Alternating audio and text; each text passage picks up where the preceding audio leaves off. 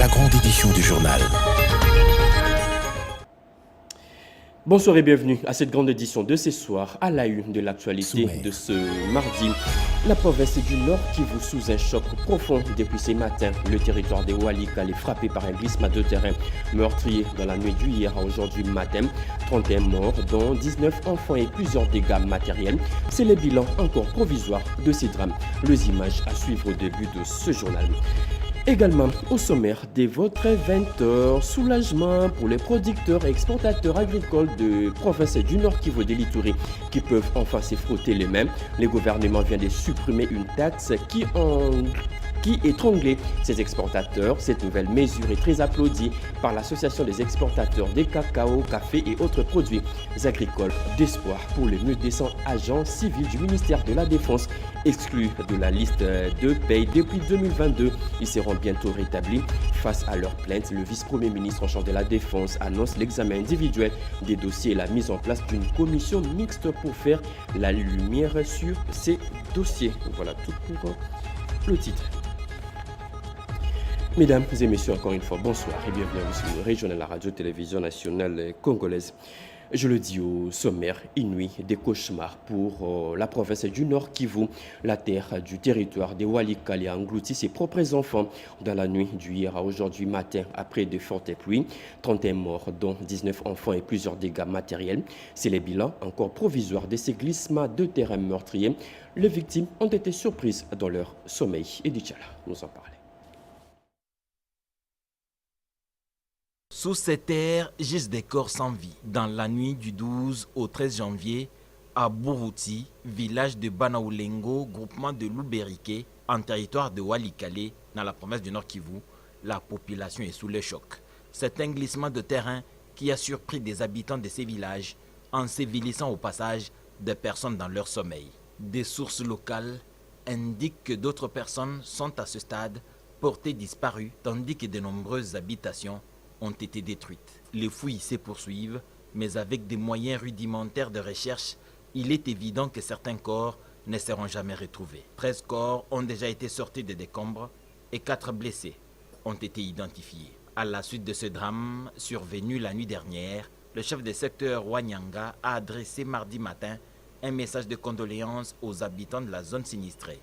Dans son message, le docteur Akilima Libamoucho exprime ses condoléances aux familles éprouvées, ainsi que sa profonde compassion à l'ensemble de la population de Buruti, durement éprouvée par cette catastrophe naturelle. Tête-à-tête hier entre le président de la RDC Félix-Antoine Tshisekedi Tshilombo et le nouveau médiateur désigné par l'Union africaine dans les conflits sécuritaires dans l'est de la RDC, le président togolais Faure Gnassingbé. Les discussions entre les deux chefs d'État ont porté sur la situation sécuritaire dans l'est de la RDC. Giscard Koussema et Romain Bouta nous en parlaient. Depuis le mois d'avril 2025, M. Faure Gnassingbé, président du Conseil du Togo, a été nommé médiateur principal de l'Union africaine pour la crise entre le Rwanda et la République démocratique du Congo. C'est à ce titre qu'il a invité ce lundi 12 janvier à Lomé le président de la République Félix-Antoine Tshisekedi Tshilombo. Le médiateur africain était lui-même au pied de l'avion pour accueillir son hôte de marque dans une cérémonie empreinte de solennité.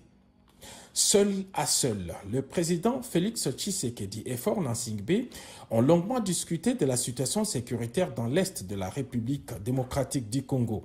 Conformément au mandat lui confié par l'Union africaine, le président du Conseil des ministres du Togo a abordé les questions sécuritaires, politiques et humanitaires du conflit armé dans le but de favoriser un retour d'une paix durable en République démocratique du Congo. Le médiateur africain a certainement proposé quelques pistes de sortie des crises qui garantiraient à la fois la souveraineté et l'intégrité territoriale de la RDC, mais aussi le respect de la résolution 2773 du Conseil de sécurité des Nations Unies. La rencontre de Lomé intervient quelques semaines seulement après celle du 22 décembre à Kinshasa entre les deux hautes personnalités. L'RDC veut peser lourd lors des débats sur la transition énergétique qui se tiennent à Abu Dhabi, aux Émirats arabes unis. Ce sommet international qui réunit plus de 3500 décideurs venus de 150 pays du monde vise à transformer les engagements climatiques en actions concrètes. Et c'est la première ministre de l'RDC, Judith Suminwa, qui porte la voix de son pays à ces travaux. Plus de précision avec Chimène Dondo et Emmanuela Commissaire. La transition écologique mondiale se joue aussi en Afrique et la RDC entend peser de tout son poids. À Abu Dhabi, la première ministre Judith Suminwa représente le chef de l'État au sommet mondial Abu Dhabi Sustainability Week, l'un des plus grands rendez-vous internationaux dédiés au développement durable. Plus de 3500 décideurs venus de 170 pays, chefs d'État, investisseurs, industriels et innovateurs sont réunis pour transformer les engagements climatiques en actions concrètes autour des énergies propres, de l'intelligence artificielle et du financement vert. Dans ce forum de haut niveau, Judith Suminwa porte la voix d'un pays solution. La RDC, avec ses forêts stratégiques, son immense potentiel hydroélectrique et ses minerais clés comme le cobalt et le cuivre, s'impose comme un acteur incontournable de la transition énergétique mondiale. La première ministre met également à profit ce déplacement pour séduire les investisseurs et renforcer le partenariat dans une dynamique d'ouverture au service des populations. Après Washington et Genève, Abu Dhabi confirme la nouvelle diplomatie économique congolaise. Investir en RDC, c'est investir dans un développement durable, partagé et tourné vers l'avenir. Le professeur des universités en deuil, il pleure un des leurs, le professeur Mathieu Abata Diabar, assassiné à son domicile à Lemba. Un culte d'action de grâce a été organisé en sa mémoire hier par la Poukine. Le vice-premier ministre en charge de l'Intérieur et la ministre de l'Enseignement supérieur ont également assisté à ces cultes. Bobo Anan Mokonti nous en parlait. Une cantique teintée d'émotion, de la douleur d'une rupture brutale, cette célébration revêt un caractère particulier, celle de saluer la mémoire du professeur Mathieu Abata, cet éminent enseignant de l'université de Kinshasa, assassiné la semaine dernière dans son domicile. Une scène qui a profondément ému la grande communauté universitaire. Le vice-premier ministre et le ministre de l'Intérieur, la ministre de l'ESU, qui n'ont pas fermé leurs yeux depuis que cet événement nous a frappés. Ils ont été au four et au moulin. Le vice-premier ministre et le ministre de l'Intérieur était à Kassangoulou. Il a tenu à venir compatir avec la communauté universitaire. Le vice-premier ministre, ministre de l'Intérieur et Sécurité, Jekmen Tchabani, qui a tenu à honorer sa présence et rassurer de son implication pour une réponse urgente face à la recrudescence de l'insécurité sur les sites universitaires. Nous nous sommes retrouvés hier dimanche pour un échange avec la Poukine en présence de M. le recteur. Au niveau du ministère, nous en sommes sortis avec une orientation particulière pour le milieu universitaire. Et ici, je peux vous rassurer que tout ce qui a été dit et échangé hier est pris en charge et va être suivi. Pour l'événement malheureux, les enquêtes sont en cours et nous restons convaincus que nous allons mettre la main sur ces malfrats et qu'ils subiront la rigueur de la loi. Bien que les circonstances de son décès ne sont pas encore élucidées, les enquêtes en cours ont permis aux services de sécurité d'identifier un des suspects devenu la cible potentielle des individus mal intentionnés. Le renforcement de la sécurité sur les campus universitaires s'avère urgent en vue d'une intervention directe avant l'arrivée d'autres appuis. Autre titre annoncé à l'ouverture de ces journaux, lueur d'espoir pour le 1200 agents civils du ministère de la Défense exclus de la liste de paie depuis 2022. Ils seront bientôt rétablis. Face à leurs plaintes, le vice-premier ministre en charge de la Défense annonce l'examen individuel des dossiers et la mise en place d'une commission mixte pour faire la lumière sur ces dossiers. Sandra Nyang et Geresto Funche nous en disent un peu plus. Ils étaient plus de milliers à avoir été rayés du fichier de la paye. Aujourd'hui, leur cri a été entendu. Ce mardi, le vice-premier ministre, ministre de la Défense nationale et des anciens combattants, Maître Guy Kabombo Modianvita, a reçu une délégation syndicale du secrétariat général à la Défense, accompagnée de 300 agents civils concernés par la radiation. Une rencontre pleine d'espoir, marquée par des engagements forts pour restaurer les droits et la dignité de ces agents oubliés du système. En présence du chef d'état-major général adjoint chargé des opérations et renseignements, le lieutenant-général Tchaligoun Zandourou Jacques, ainsi que du secrétaire général à la Défense, le général-major Lukukuila Metikuiza Marcel, les représentants de 1200 agents concernés issus des 13 directions du secrétariat général ont exposé leurs revendications au VPM de la Défense nationale. À l'écoute de leurs doléances, Maître Guy Kabombo Modianvita les a invités à présenter individuellement leur dossier. Il a annoncé la mise en place prochaine d'une commission mixte chargée de les examiner au cas par cas. Les agents radiés ont profité de cette rencontre pour remercier le vice-premier ministre, ministre de la Défense nationale, pour avoir tenu sa promesse concernant le dégel de leur compte salaire, acte salué comme un geste d'espoir et de considération. Les comptes ont été dégérés. C'est pour ça que nous sommes venus nous remercier pour cet acte.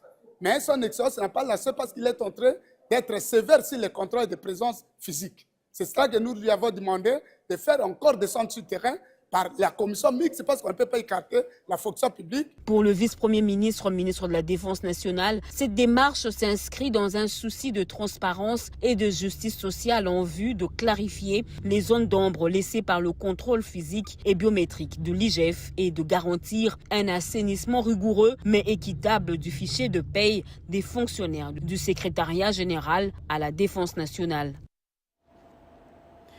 L'RDC va agir au-delà de ses frontières. Le gouvernement congolais va dans les prochains jours secourir ses exilés installés dans la ville portuaire de Kigoma en Tanzanie. Ces réfugiés vont bénéficier d'une assistance alimentaire.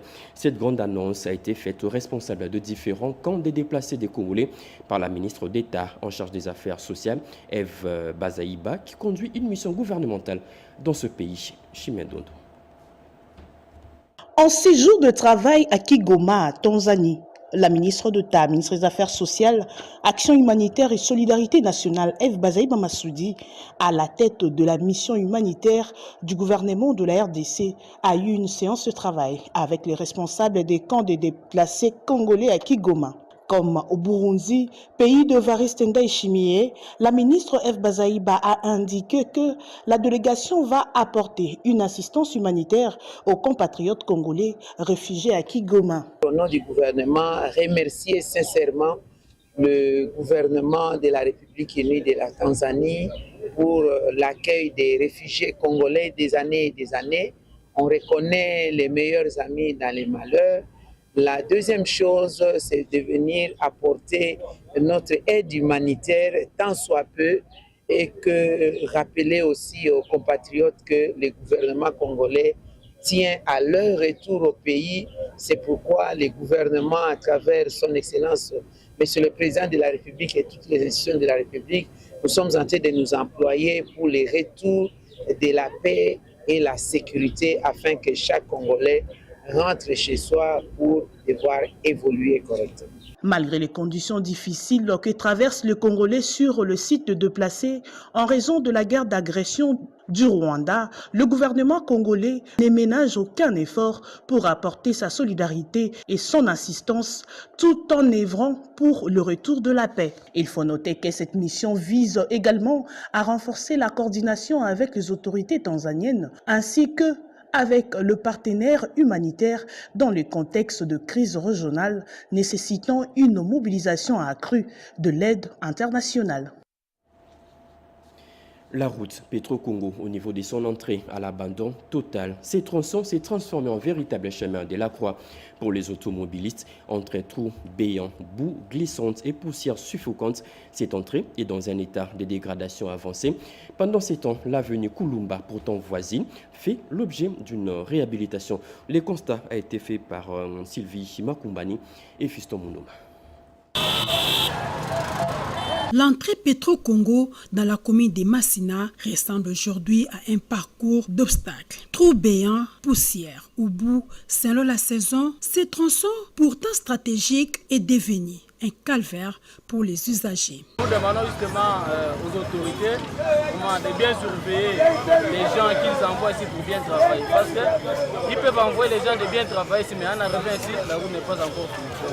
C'est vrai que les autorités puissent réagir afin que notre route soit en bonne. Il y a beaucoup de nouveaux qui étaient ici. On a parlé, mais jusqu'à présent, il n'y a rien. On a besoin que l'on puisse arranger la route pour que la route soit bien et puis la circulation soit bien. Malgré plusieurs descentes médiatiques, rien ne bouge. Les promesses s'enchaînent, mais les résultats tardent. Pourtant, juste à quelques mètres de là, un signe d'espoir. L'avenue Kulumba, axe de désengorgement vers l'aéroport d'Indjili, est en pleine réhabilitation. Mais pour les habitants, l'attente a assez duré. Ils lancent un appel pressant aux autorités. Au regard de ces deux tableaux, la réhabilitation de la route Petro-Congo n'est plus une simple option, mais une urgence pour la mobilité et le développement local. La SNEL intensifie sa bataille contre le délestage à Kinshasa. L'entreprise poursuit l'installation des compteurs après paiement, tandis que ses centres de services se modernisent aussi pour mieux servir les abonnés. Yvette Makunti et Fiston Ravingana ont fait les constats.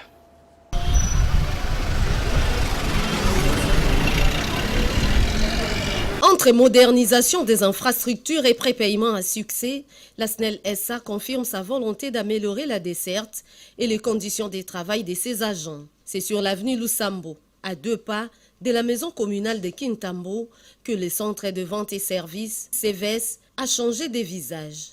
Bâtiment rénové, clôture réaménagée, intérieur modernisé, un cadre repensé pour un meilleur service. À ce jour, si vous entrez à l'intérieur, vous allez trouver, il y a les meubles qui sont là, il y a les splits qui sont là pour la climatisation. Vraiment, nous sommes dans de bonnes conditions pour le moment. Même la clientèle qui vient nous payer, quand il entre à l'intérieur, il se dit que non, maintenant nous sommes dans un bureau. Et nous sommes fiers de notre hiérarchie, de cette amélioration qu'ils ont fait pour nous, pour les conditions de travail.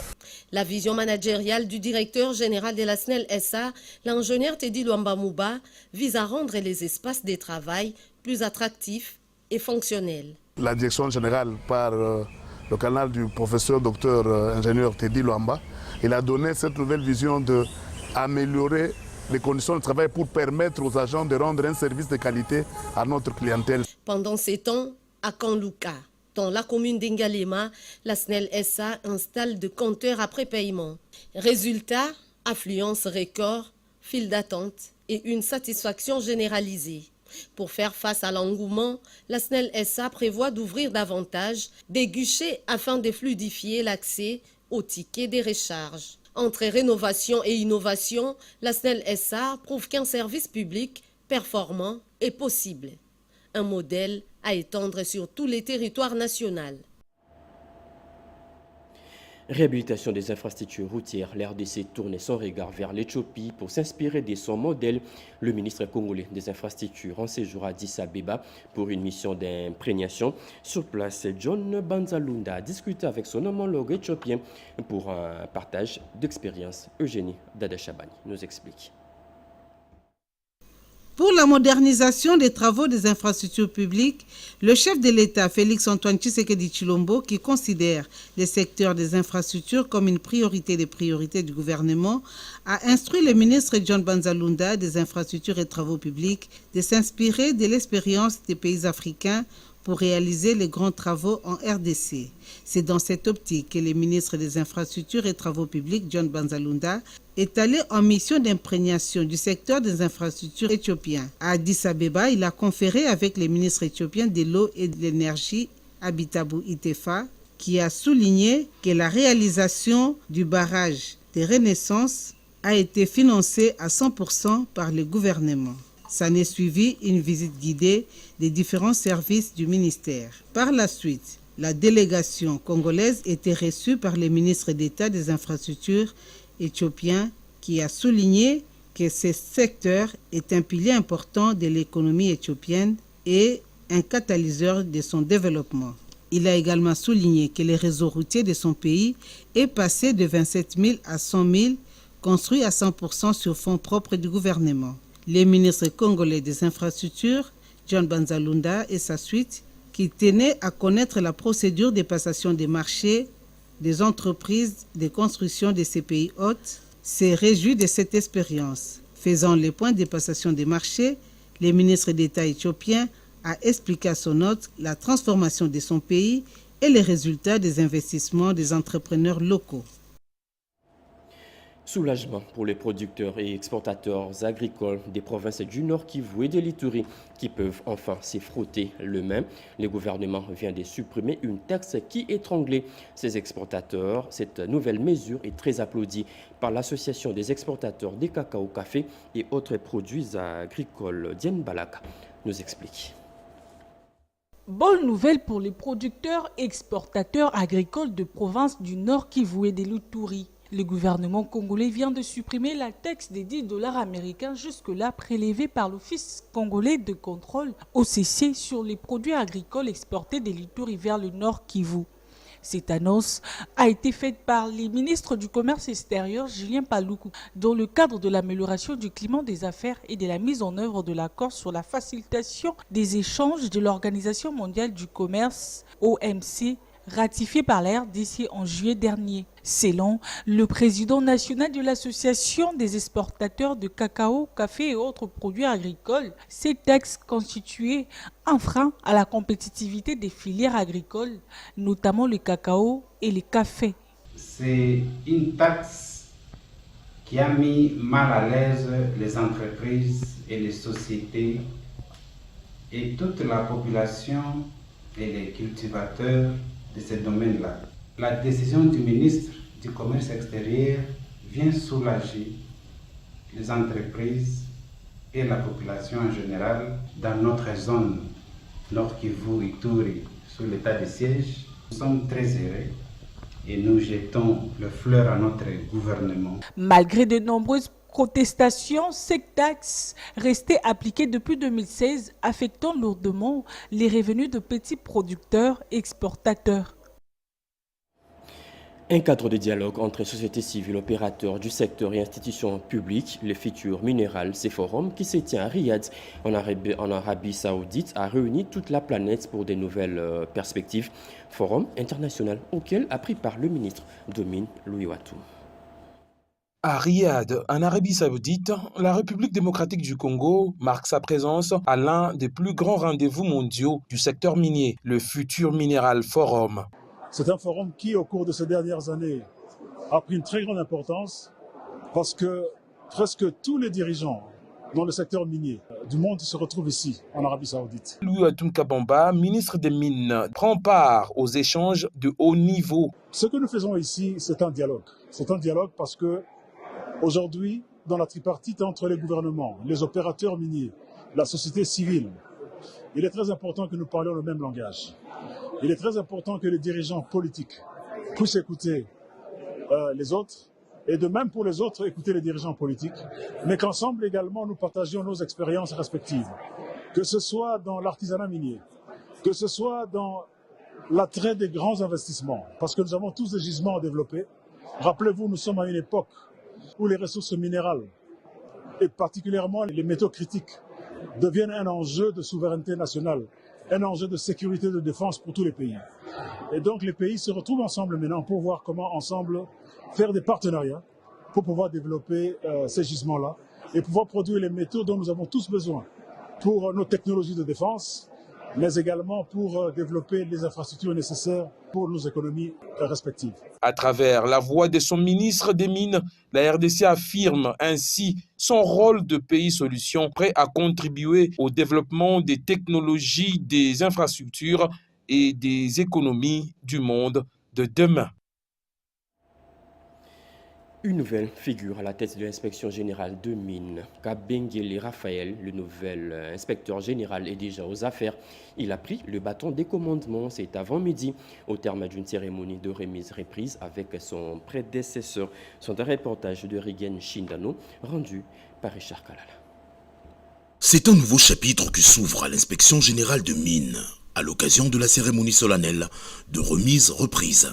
Kabengele Mehdi Raphaël, nommé sur ordonnance présidentielle, le nouvel inspecteur général de cette institution publique prend officiellement ses fonctions dans un esprit de continuité, de responsabilité et d'engagement républicain. L'inspecteur entrant succède à Didier Kakou, qui a pu poser les bases de cette jeune institution appelée à jouer un rôle décisif dans la gouvernance minière. Le nouveau responsable prend l'engagement d'inscrire cette entité publique dans une dynamique de transparence, de renforcement de contrôle pour améliorer les recettes de l'État. Créée en 2023, dans l'objectif d'améliorer les recettes de l'État, l'inspection générale de mines compte 208 agents. Elle s'occupe notamment de la lutte contre la fraude et la contrebande minière et assure la traçabilité des minerais, de l'extraction à l'exportation.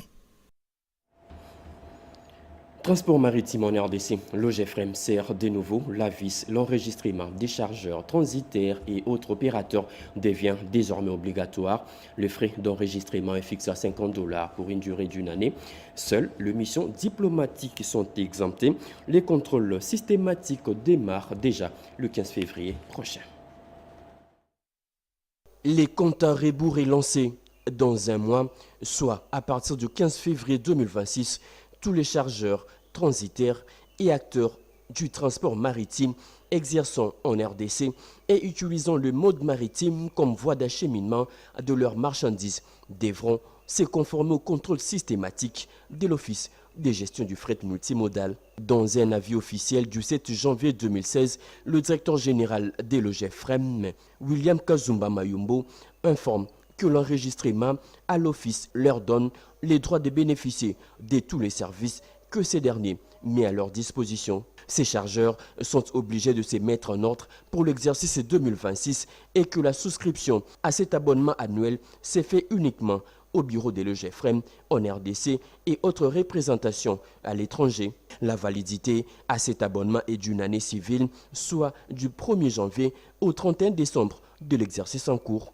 L'Office rappelle que les frais relatifs sont fixés à l'équivalent franc congolais de $50 par année.